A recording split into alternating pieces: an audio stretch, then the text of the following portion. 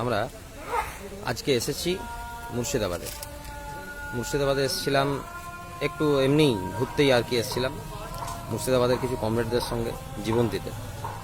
সেখানে আমরা আমাদের সঙ্গে পেয়েছি এমন একজন কমরেডকে যাকে নিয়ে গর্ব করা যায়, যাকে নিয়ে সিম্প্যাথির জায়গা নেই, যাকে নিয়ে কোনো সিম্প্যাথি আসে না, যাকে দেখে আরও অনেক বেশি মানসিকভাবে চাঙ্গা হওয়ার জায়গা আছে। আমরা কমরেডের নামটা একটু মাকালু শেখ। আমরা কমরেডের কাছে একটু জানতে চাইবো যে কমরেড এত ডেডিকেশন, এই শারীরিক প্রতিবন্ধকতা থাকা সত্ত্বেও এত ডেডিকেশন পান কোথা থেকে? এই এনার্জি যদি আমাদের মধ্যে থাকতো তাহলে আমরা বোধহয় বিপ্লবটাই করে ফেলতে পারতাম। কমরেড বলো তোমার কথা।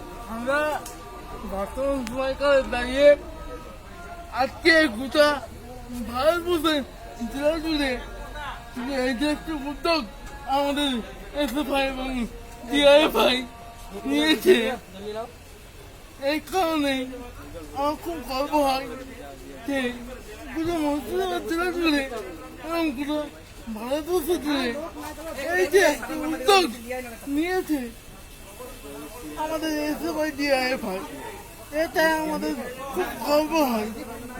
এবং আমরা মুর্শিদাবাদ মেডিকেল কলেজে যেখানে আমাদের ডক্টর ব্যাংকটা আছে, সেখানে নাকি তৃণমূলের গুন্ডা বাহিনী ধরে রক্ত, আমরা খুব সংক্ষেপে বলবো যে আমরা রক্তের সমস্যা মেটাচ্ছি এই কারণেই যাতে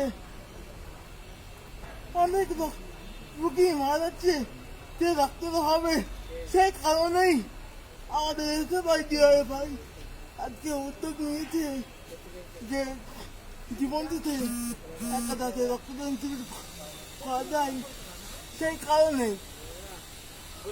কিন্তু আমরা বর্তমান সময়কালে দাঁড়িয়ে কি দেখতে পাচ্ছি যে আমাদের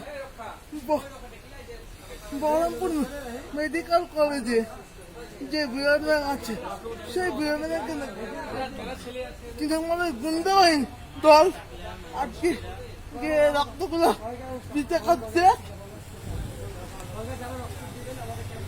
এবং অনেকে যারা তৃণমূলের দল করেন তারা কি বলছে যে এসএফআই গুন্ডা বাহিনীরা আজকে রক্ত দিতে খাচ্ছে, কিন্তু কে রক্ত দিতে খাচ্ছে আর কে ভালো কাজ করছে সেটা আমরা অবশ্যই বুঝতে পারছি। এখান থেকে বক্তব্য শেষ করছি। লাল সালাম কমরেড। লাল সালাম কমরেড।